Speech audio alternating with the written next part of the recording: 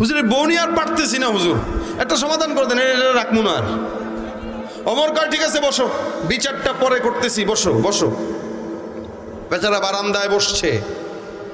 হযরত ওমর রাদিয়াল্লাহু তাআলা আনহু বারান্দায় বসার পরে কিছুক্ষণ পরে এই লোকটা যাকে বারান্দায় বসাইছে সে শুনতেছে বাহির থেকে হযরত ওমরের ঘর থেকে চিল্লাচিল্লির আওয়াজ, অর্থাৎ হযরত ওমরকে ওমরের বিবি এবার ধমক দিতেছে।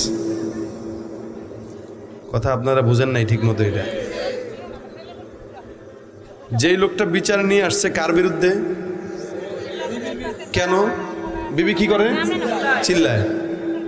আর আয়েশা দেখে ওমরের বউ কি করে, বেটাকে ইন্না লিল্লাহি ওয়া ইন্না ইলাইহি রাজিউন। কার কাছে আসলাম?